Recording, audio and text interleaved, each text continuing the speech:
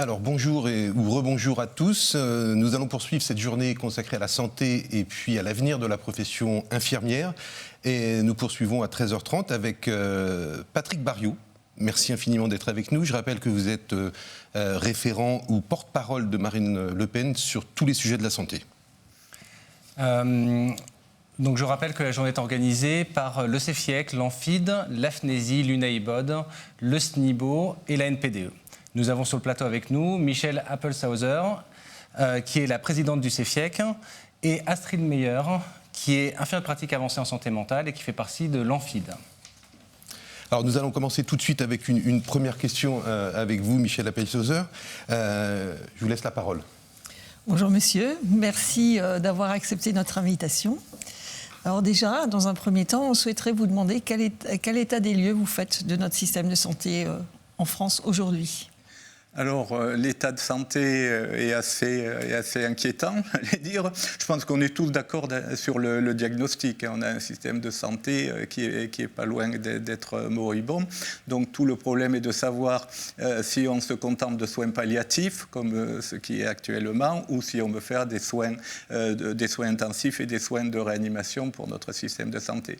Donc, le programme santé de Marine Le Pen vise à relever deux défis important, qui est celui des maladies chroniques, qui touche 20 millions de nos concitoyens, et celui du vieillissement de la population, les deux étant liés, puisque bien évidemment, malheureusement, plus on vieillit, plus on a de risques de maladies chroniques, voire d'être polypathologiques et un risque de perte d'autonomie. Donc, le programme santé vise, notre système de santé est incapable de relever ce défi, donc il faut actuellement améliorer, restructurer notre système de soins, tant au niveau des soins hospitaliers que des soins ambulatoires. Donc Marine Le Pen a des propositions pour ces deux grands secteurs des soins. Ok, et donc... Voilà, une fois qu'on a fait ce constat, comme vous dites, d'un système de santé moribond, ce sont vos termes, concrètement, qu'est-ce qu'on va faire ? L'élection présidentielle aura lieu, il y a une élection. Qu'est-ce que votre parti propose pour... Alors, beaucoup de choses. Alors d'abord, si on sépare un petit peu les deux secteurs que j'ai évoqués, le secteur hospitalier d'abord, donc Marine Le Pen veut revoir totalement la gouvernance hospitalière, ce qui a été prévu dans le programme d'Emmanuel Macron, mais rien n'a été fait. Donc actuellement, on estime que la direction des hôpitaux, qui est une direction purement administrative, a conduit vraiment à une vision totalement bureaucratique de la santé, avec que des indicateurs comptables et financiers. Donc on veut revoir la gouvernance hospitalière avec une gouvernance bicéphale, une direction médicale et une direction gestionnaire, on va dire, mais avec les suppressions des ARS. Marine Le Pen envisage de supprimer les ARS et de remettre donc la tutelle des hôpitaux à la disposition du préfet en particulier, parce que ça va aussi dans le sens d'une gouvernance. On estime que la santé ne doit pas se gérer au niveau de la région, il faut la gérer à un niveau infra-régional, peut-être même infra-départemental, au niveau intercommunautaire et des bassins de vie. Donc le préfet sera entouré d'un conseil avec une démocratie sanitaire, avec bien sûr les soignants et les infirmiers bien entendu, avec les élus, avec les usagers, avec les acteurs sociaux. Voilà. Mais donc, totalement changer la gouvernance hospitalière et supprimer les ARS. Ensuite, au niveau des personnels, bien sûr, des personnels, en particulier infirmiers, eh bien, un recrutement, puisqu'on estime qu'il y a à peu près un déficit de 50 000 personnels infirmiers et aides-soignants. Donc, il faudrait effectuer ce recrutement, améliorer bien entendu les salaires, puisque les salaires en particulier des infirmiers hospitaliers, vous savez, étaient déjà on va dire misérables par rapport aux pays, à la moyenne des pays de l'OCDE. Donc c'était de l'ordre de 20% de moins. Le Ségur de la santé a peut-être rattrapé de l'ordre de 10%, mais dans tous les cas, il y a encore une perte importante en matière En matière de salaire, il y a un énorme problème aussi de recrutement, puisqu'on a entre 5 et 10% de postes vacants infirmiers. Je crois qu'à la PHP, ils ont donné 7,5% de postes vacants. Donc, c'est dramatique, parce que qui dit postes vacants sous effectif dit bien sûr fermeture de lits. On a beaucoup trop de fermetures, donc un énorme effort de recrutement de personnel. Et puis, concernant les lits, bien sûr, Marine Le Pen veut instaurer un moratoire sur la fermeture des lits. On a eu 100 000 lits fermés en 20 ans, puisqu'on est passé de 500 000 à moins de 400 000 lits. Alors d'accord, il y a eu le virage ambulatoire, il y a eu l'hospitalisation à domicile, mais en fait, et on a bien vu avec la pandémie, qu'il y a un déficit de lits, en particulier de lits de réanimation, puisqu'on avait 5200 lits de réanimation. Avant la crise, on est passé à 5008, je crois, avec 800 avec les lits éphémères, mais on a vu que l'IGAS a estimé qu'il manquait 1000 lits de réanimation. Et donc Olivier Véran a annoncé l'ouverture de 1000 lits de réanimation, c'est à peu près 20% du nombre de lits de réanimation. On ne sait pas si c'est budgété et on ne sait pas comment on va ouvrir ces lits en l'absence de personnel infirmier de réanimation et d'un manque de réanimateurs. Donc voilà le moratoire, et je passe sur les lits de psychiatrie où on est passé, je crois, de 120 000 lits à 50 000 lits ces dernières années. Donc bon, voilà, donc moratoire sur la fermeture des lits. Ensuite, sur le problème de l'administration de l'hôpital, on souhaite réduire quand même le nombre de postes administratifs, et puis surtout réforme du mode de financement de l'hôpital, avec suppression de la tarification à l'activité, ou suppression totale, ou au moins à 50%, avec un retour à la dotation globale.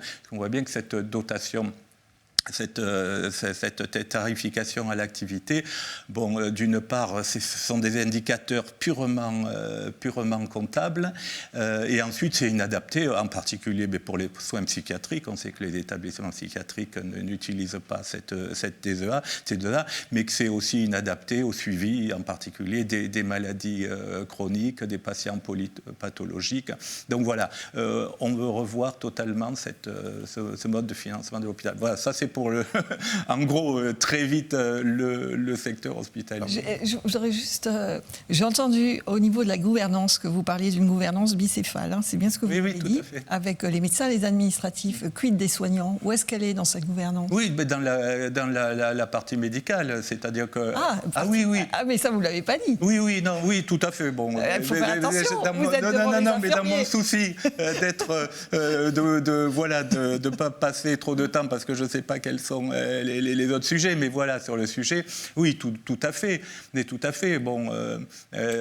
Hier, il y avait le colloque de l'intersyndicat des praticiens hospitaliers. Il y a effectivement, on a parlé de la place des sages-femmes aussi dans cette gouvernance. Et bien sûr, les infirmières. Merci.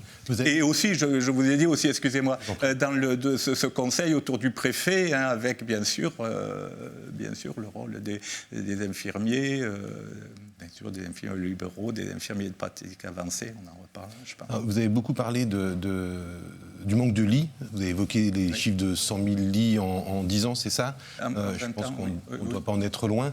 Oui.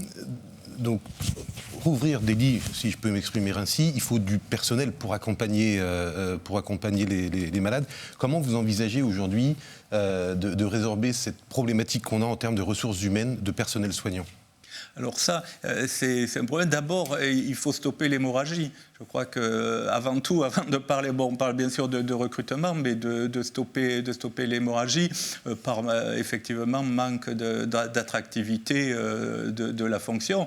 Donc ça, c'est bien sûr manque d'attractivité. Ça veut dire qu'il faut revaloriser la fonction infirmière, tant au niveau de valorisation en termes salariales, de rémunération, mais qu'en termes aussi de valorisation intellectuelle. Donc, je suppose qu'on parlera des... Donc, on y reviendra dans un second temps. Oui, mais on ne peut pas envisager, je veux dire, de régler le problème de la pénurie de personnel infirmier, qui est très important, hein, entre donc, 5 et 10%, si on n'améliore pas l'attractivité de la fonction. Alors après, on est d'accord, c'est bien beau de dire on ouvre, on met plus de places, on augmente les places en IFSI, on augmente les places dans le centre. Mais si personne ne veut venir, et on l'a vu, même la PHP qui a, je crois, donc 7,5% de postes infirmiers non pourvus, qui fait des offres très importantes. Je crois qu'ils ont un déficit de 1400 infirmiers et personne, malgré des offres un peu alléchantes, ils n'ont pas beaucoup de propositions. Je pense qu'il y a un énorme effort à faire sur l'attractivité. On reviendra sur l'attractivité et la fidélisation, je vous rejoins là-dessus. Une thématique que nous n'avons pas encore abordée et qui préoccupe les soignants, c'est la vulnérabilité. Et je laisse Marie-Astrid nous en parler. Merci. Bonjour monsieur. Bonjour. Pour répondre en fait aux besoins actuels de santé des personnes qui sont vraiment vulnérables, et je pense qu'on en a un certain nombre dans notre pays, bien évidemment on peut parler de la psychiatrie, notamment pour les personnes qui sont vulnérables, ça touche tous les âges de la vie. Et du coup, nous voudrions savoir quelles seraient les mesures à envisager pour vraiment donner l'accès à la pleine santé pour tous, avec vraiment cette approche qui va être éthique et respectueuse.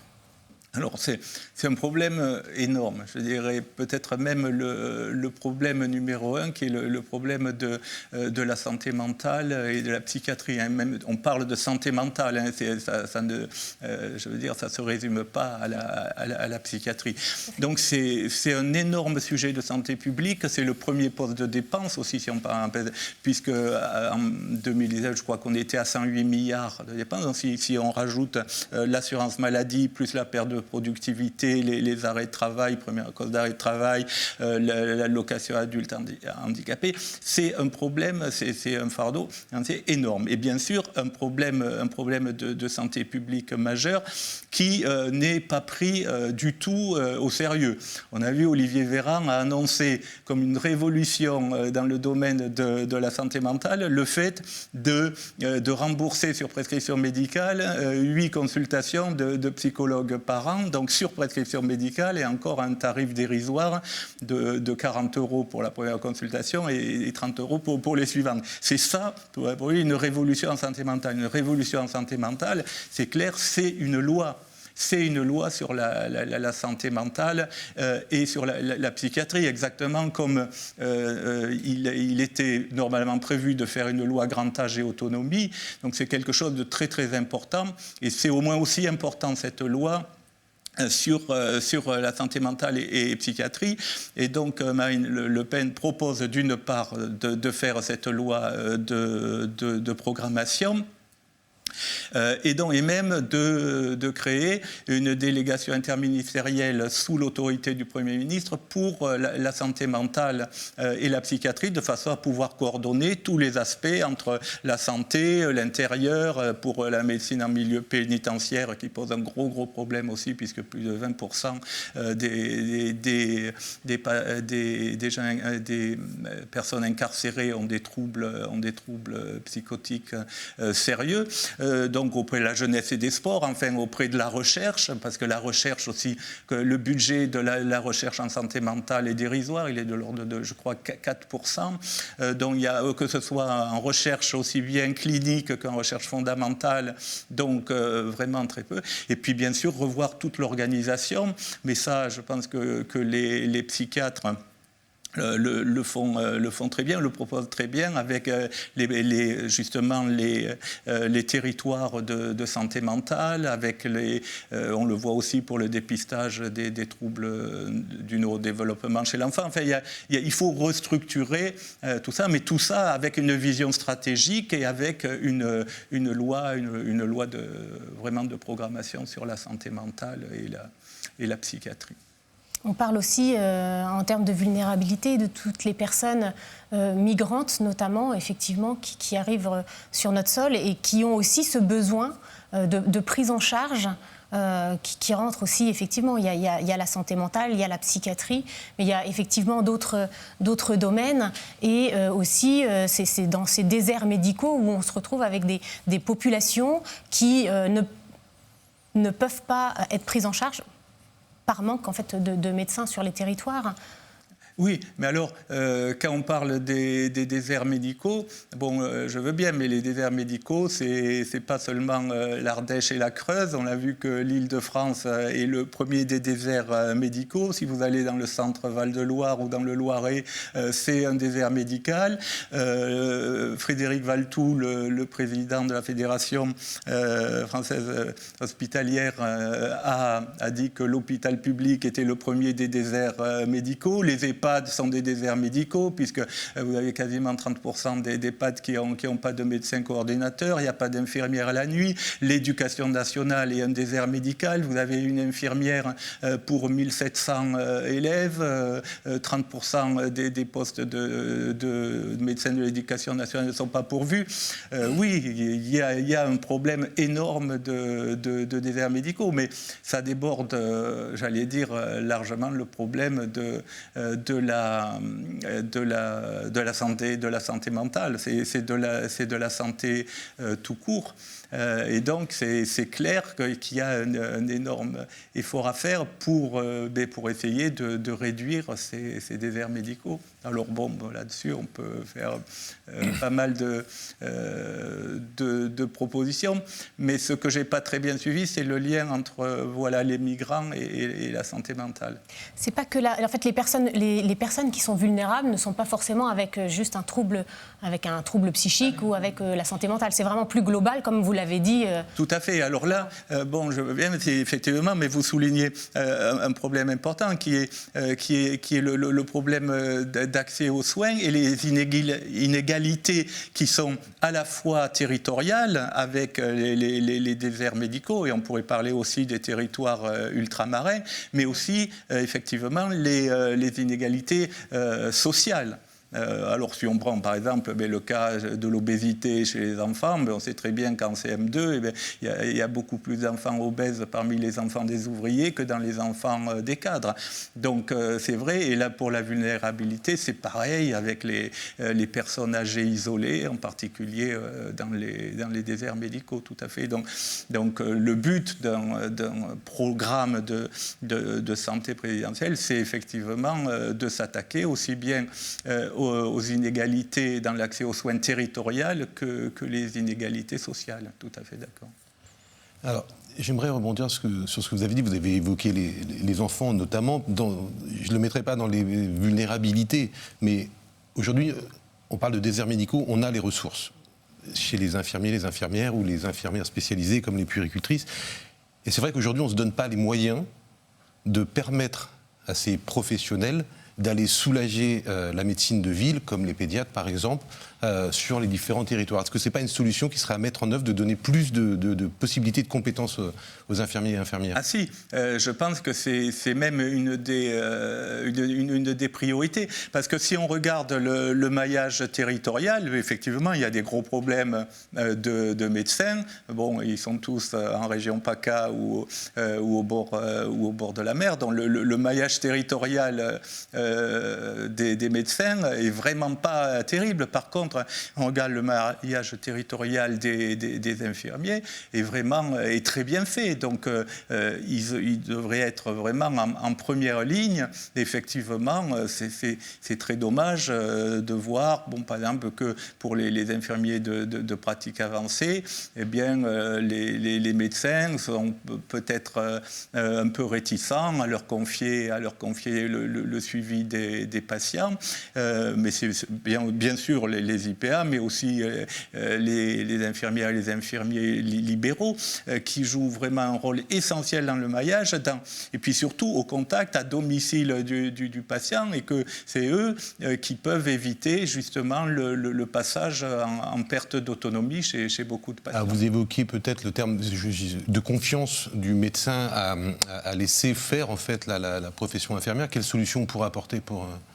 Alors, d'abord, c'est un problème qui est général, c'est pas uniquement un problème vis-à-vis des infirmiers. Les médecins, ils voient d'un mauvais œil les pharmaciens quand les pharmaciens proposent de renouveler les ordonnances pour les maladies chroniques ou de faire du dépistage du cancer ou de dépistage ou de la vaccination.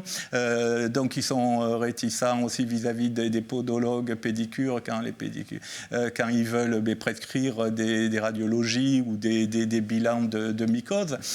Donc c'est un problème important, mais qui doit se jouer vraiment à l'interprofessionnel.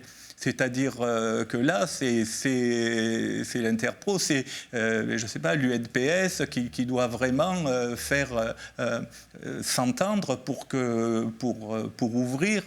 C'est le même problème aussi pour les sages-femmes, qui estiment qu'il n'y a pas assez de report vers leur spécialité. Je crois qu'il faut vraiment que les médecins généralistes jouent vraiment leur rôle de coordonnateur dans le parcours de soins personnalisés des patients et vraiment ouvrir penser que l'infirmier libéral, l'infirmier IPA ont vraiment un rôle majeur dans le système de soins et qu'il faut pas jouer des corporatismes. Bon, je veux dire, c'est un problème de santé publique majeur, c'est pas des luttes de pouvoir quand même.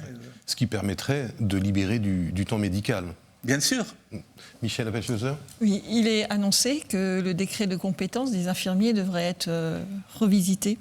Est-ce que vous en avez entendu parler ? Et si oui, qu'est-ce que vous metteriez comme acte, vous ? Je peux pas vous dire, j'ai pas d'éléments précis à ce propos, mais c'est certain qu'on est vraiment dans une évolution d'élargissement des compétences.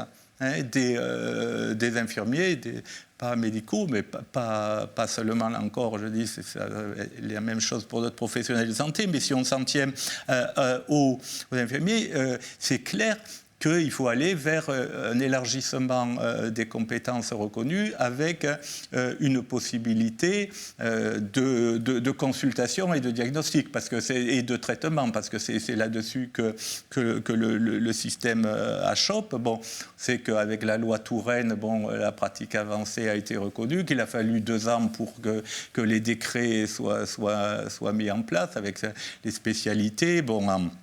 En oncologie, en maladie chronique et en insuffisance rénale. Ensuite, il y a eu la psychiatrie et les urgences. Donc, il faut ouvrir à la fois les spécialités. Mais si on regarde 6 ans après 2022, à combien on est, je crois que c'est de l'ordre de 1000 IPA.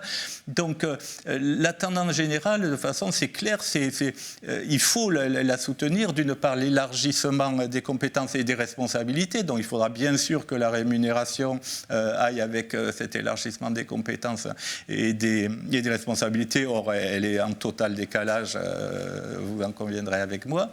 Et puis, l'universitarisation de la profession. Donc, il faut développer les masters, bien sûr, voire aux États-Unis, il y a même des doctorats en soins infirmiers avec les nurse practitioners.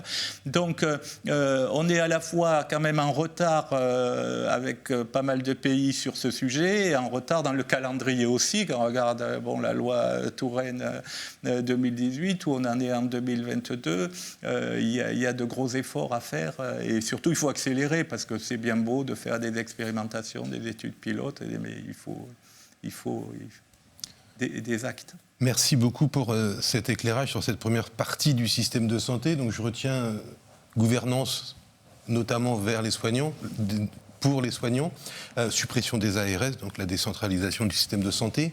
Vous avez évoqué aussi toute la partie du métier d'infirmier et d'infirmière. On va y revenir, ça va être notre deuxième partie. On va parler donc de la formation, l'évolution des carrières, attractivité et surtout fidélisation. Donc je passe la parole à Marie-Astrid pour la première question sur cette deuxième partie. Oui, merci. J'aimerais avoir votre perception du métier d'infirmière aujourd'hui et celle éventuellement de demain. Alors bon, ma perception automatiquement, la perception qu'on peut avoir du métier d'infirmière, mais c'est lié au parcours qu'on a suivi. Moi, de formation, je suis anesthésiste réanimateur, donc j'ai passé plus de 10 ans de ma vie dans des ambulances de réanimation avec une équipe où vraiment l'équipe médecin-infirmier est très soudée et où... J'allais dire, par exemple, quand on arrive sur un accident grave, souvent, le médecin prend une victime et l'infirmier en prend une autre. Et quasiment, il n'y a pas de différence. Donc, j'ai fait ce métier. Après, j'ai eu une activité d'anesthésie-réanimation en bloc opératoire. Mais là encore, avec toujours... un rapport avec ou l'infirmier d'urgence ou l'infirmier anesthésiste ou le truc qui est vraiment un partage surtout dans les coups durs où on est sur le même niveau. Donc voilà, moi c'est le rapport personnel que j'ai eu pendant toute ma carrière. Alors et maintenant, je pense que ça correspond à ce qu'on vient d'évoquer, c'est-à-dire à l'évolution quand même du métier d'infirmier qui doit pouvoir accéder, qui doit pouvoir progresser, avoir un genre de progression et acquérir un niveau d'autonomie plus important. C'est aussi le cas, j'ai été en poste au CHR de Metz-Thionville, où le SAMU, le SMUR de Thionville, quand il sort avec une infirmière anesthésiste, il n'y a pas de médecin. Et ça se passe aussi bien qu'ailleurs, j'allais dire.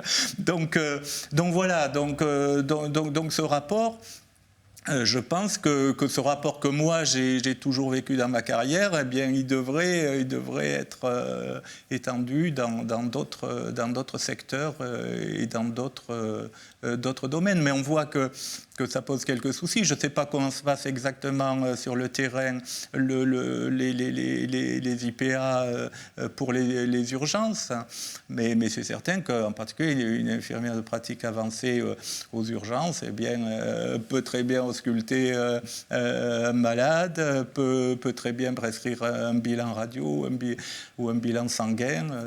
Je crois que voilà, il faut aller dans ce sens. De toute façon, en plus, c'est une nécessité déjà, même si c'était pas une reconnaissance intellectuelle, on peut pas faire autrement parce que il y a pas assez de temps médical. Vous avez une vision très optimiste et positive. Vous avez parlé de collaboration entre le médecin et l'infirmière, pas forcément que l'infirmière en pratique avancée d'ailleurs, avec tout notre savoir-faire infirmier.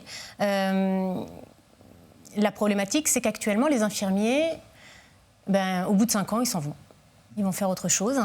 Et notamment parce que cette collaboration médicale, ou même, j'allais dire, administrative, hospitalière, est compliquée pour pouvoir assurer des soins de qualité auprès des patients. Et du coup, pour vous, quelle est la véritable raison de cette fuite infirmière au bout de 5 ans ? Et quelles seraient les solutions ? Je crois que c'est deux choses. Alors, on met toujours en avant les conditions salariales. Alors, c'est vrai qu'il y a des conditions salariales et que c'est vraiment important.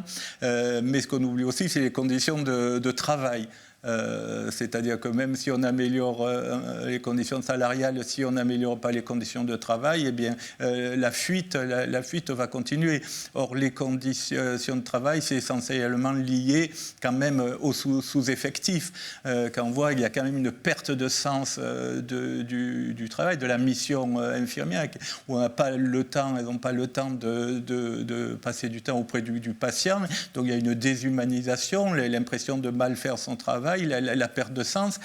Donc voilà, mais c'est vraiment étroitement lié au problème d'effectifs. Donc là, c'est vrai qu'on tourne un peu en rond, parce que l'attractivité, c'est le salaire, mais s'il n'y a pas suffisamment d'effectifs, on n'y arrive pas. Mais pour qu'il y ait des effectifs, il faut améliorer les salaires. Donc pour l'instant, disons qu'on est dans un cercle vicieux dont je vois mal la sortie s'il n'y a pas des mesures mais extrêmement énergiques. Et puis surtout, quand on parle de revalorisation salariale, c'est de la revalorisation salariale, c'est pas des primes, hein, on est d'accord. Donc ça reste un problème. Pour l'instant, on joue surtout sur les primes et pas vraiment sur une revalorisation de la grille indiciaire.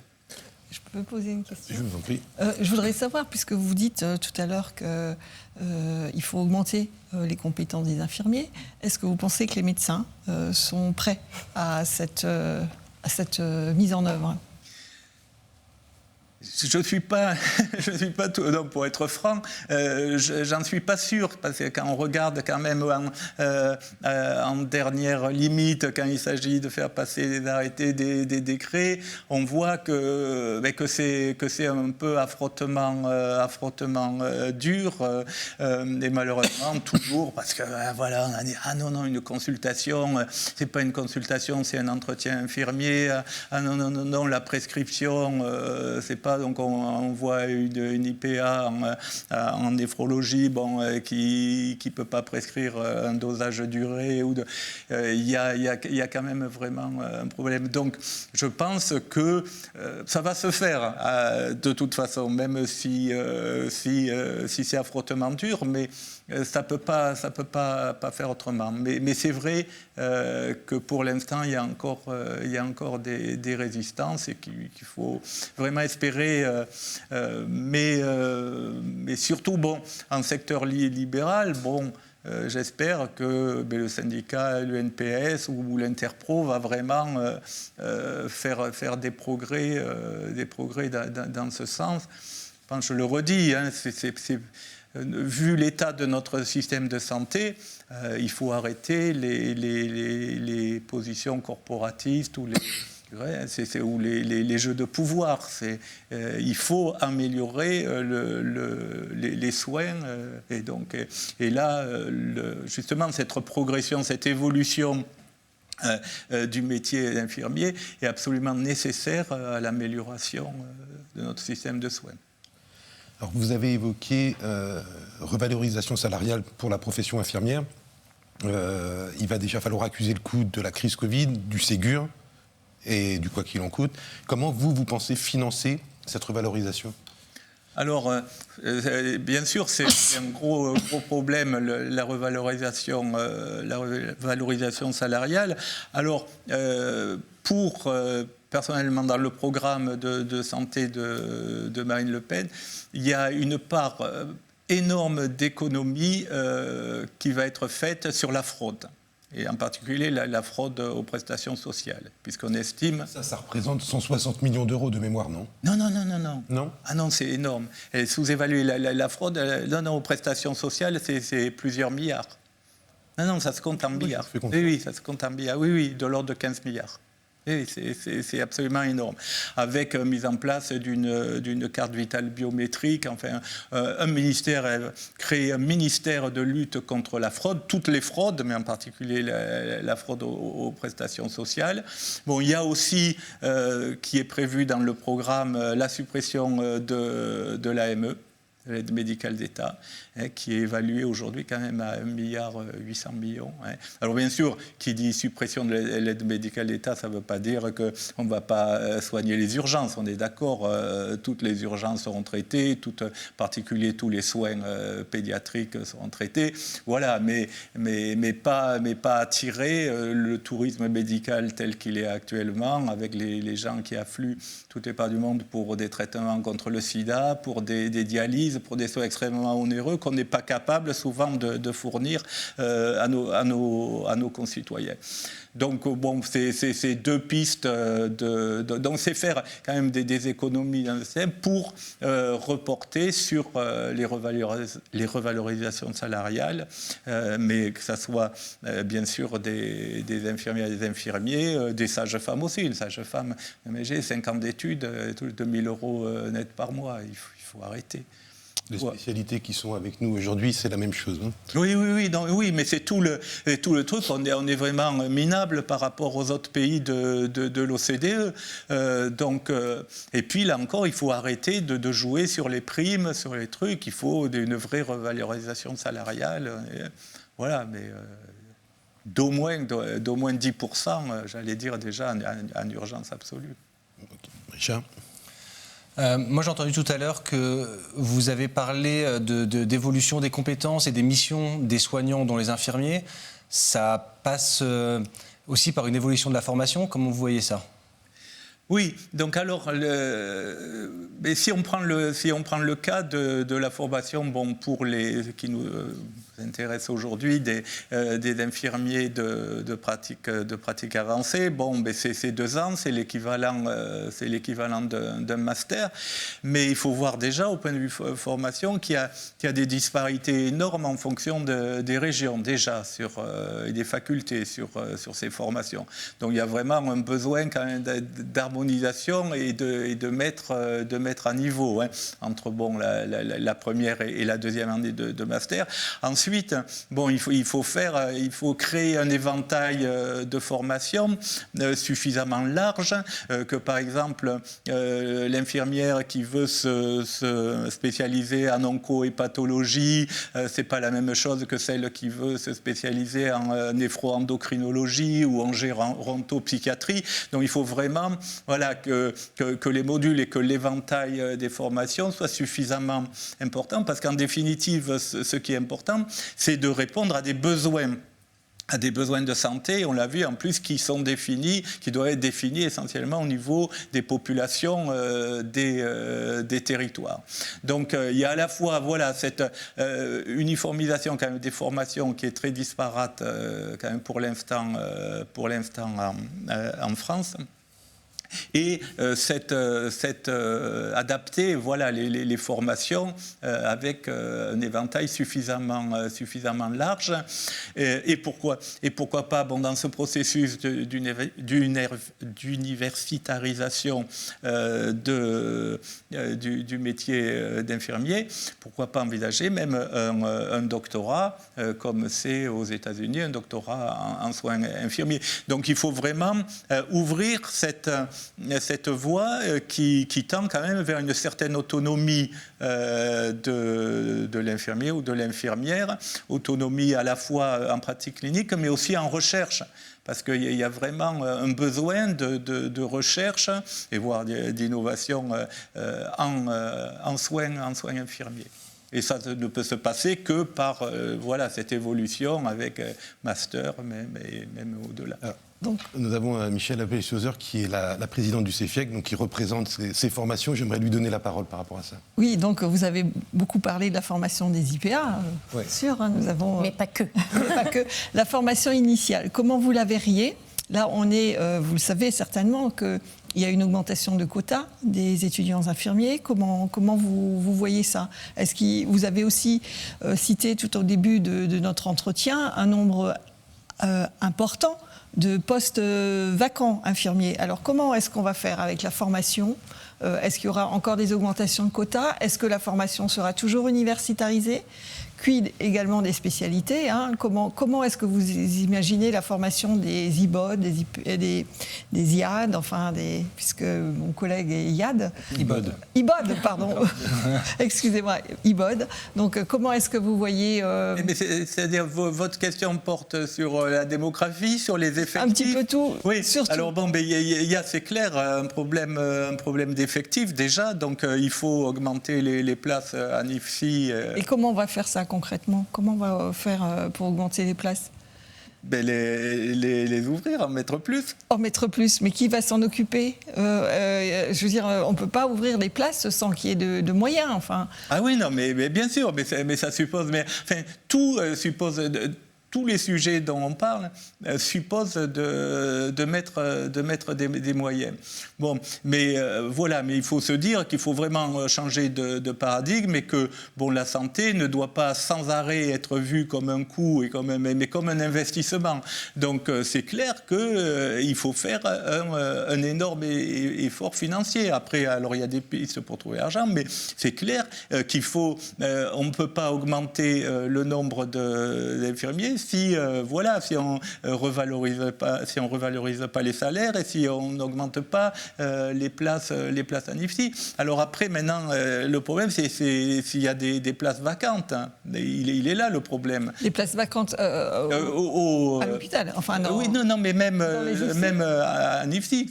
Si vous ouvrez, j'allais dire, 1000 places, mais qu'il n'y a que 500 qui postulent, donc on sera toujours coincé à ce niveau-là. Et là, on revient toujours sur le même problème, c'est que si entre-temps, on n'a pas revalorisé les salaires, et si on n'a pas revalorisé, insiste sur cette revalorisation intellectuelle, parce que bon, c'est vrai, on parle beaucoup, et c'est normal, il faut avant tout vivre de revalorisation salariale, la revalorisation intellectuelle qui passe par la formation aussi qui doit évoluer, parce que si les compétences des infirmières sont élargies à pas mal de domaines, eh bien, il faudra bien sûr que la formation soit en accord.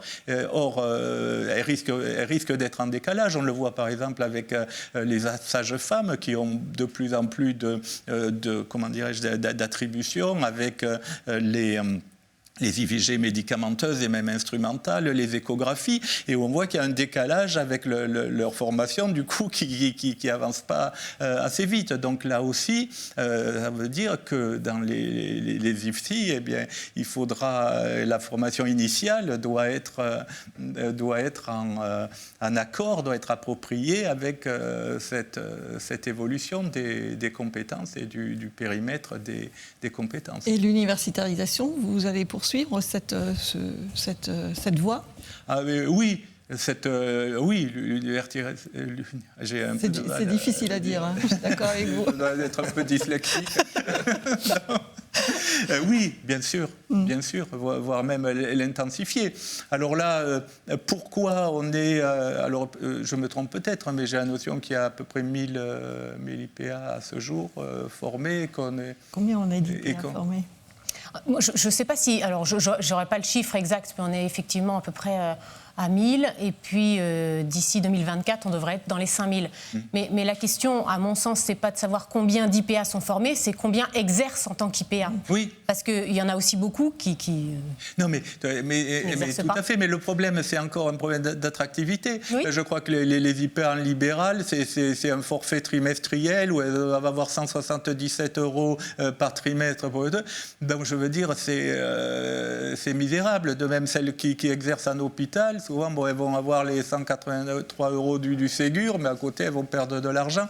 Donc, d'un côté, on demande aux gens d'acquérir des compétences, d'avoir des responsabilités de plus en plus grandes, et puis des fois, les salaires qui diminuent. Donc, ça, c'est clair que, là encore, on ne pourra pas évoluer si on ne fait pas un gros effort financier. Et là, il y a un gros effort financier à faire. Il y a effectivement l'effort financier, comme vous le dites, mais comme vous l'avez aussi très bien dit, l'aspect que vous appelez un peu intellectuel, où là, effectivement, il y a encore pas mal d'efforts à faire pour justement maintenir les infirmiers, non seulement dans les soins, mais effectivement dans ce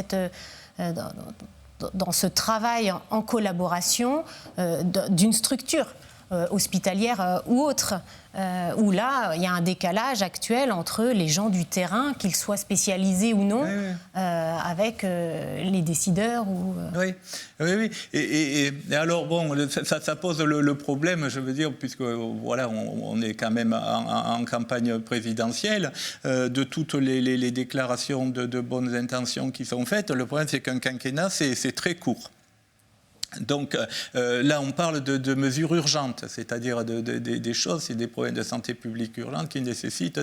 Alors le problème, c'est que malheureusement, trop souvent, les promesses, surtout en matière de santé, on s'en souvient à la fin du quinquennat, avant le suivant. Donc là, je crois que les promesses en matière de santé sont suffisamment graves pour que les principales doivent être prises dès un début de quinquennat et pas attendre. On a vu ce qui s'est passé avec la loi Grand Âge et Autonomie. Donc il y a des urgences, et en particulier une loi sur la santé mentale et la psychiatrie, chose qui doit se faire en début de quinquennat, pas en fin de quinquennat. Alors, on va conclure avant de laisser la parole à à Richard. Moi, je retiens que vous avez évoqué plus d'autonomie pour les infirmiers et infirmières. Prescription, j'ai entendu le terme, on est bien d'accord. Je voudrais juste rajouter qu'effectivement, dans l'attractivité, dans la fidélisation, on l'a évoqué tout au long de la journée, il y a une perte de sens du métier. Parce qu'on n'est plus avec le patient. Et puis, par rapport à ce que disait Michel Appel-Chauzer, aujourd'hui, on a beau ouvrir les vannes de la formation, il faut faire rêver aussi pour ce métier. Moi, j'ai un dernier point que je souhaiterais aborder, et d'ailleurs, vous l'avez un peu évoqué. Le système de santé et les décisions sont très médicales en France actuellement. Il y a une recommandation un peu différente de la part de l'OMS pour changer les choses, vous la connaissez ? Oui, en fait, vous parlez Pour changer un peu l'organisation des systèmes de santé. L'OMS préconise d'avoir un infirmier général au ministère. Donc de changer un petit peu le paradigme qu'on a actuellement, puisque pour l'instant, il n'y a quasiment que des médecins qui sont décideurs, qui sont dans les instances, qui sont à l'Assemblée nationale. Qu'est-ce que vous en pensez ? Ah oui, mais c'est un problème déjà de démocratie sanitaire. Et effectivement, aussi bien au niveau des instances de direction des hôpitaux que des instances de conseil, on l'a vu au niveau régional, au niveau national, bien entendu. Il faut qu'il y ait à côté des médecins, il faut des infirmiers et des infirmières, il faut une sage-femme, il faut... Oui, alors là, absolument. Okay. Absolument. Oui, c'est vraiment un problème de gouvernance. On l'avait évoqué à propos des hôpitaux. Je n'avais pas été assez précis peut-être, mais là, oui, la position est très claire là-dessus. Mais écoutez, il me reste à vous remercier, monsieur. Je rappelle que vous êtes le porte-parole de Marine Le Pen. Merci d'être venu avec nous. Merci à tous. Et puis donc on se retrouve à 16h30 avec Lutte ouvrière et 17h30 avec la majorité présidentielle. Merci beaucoup. Merci pour votre invitation.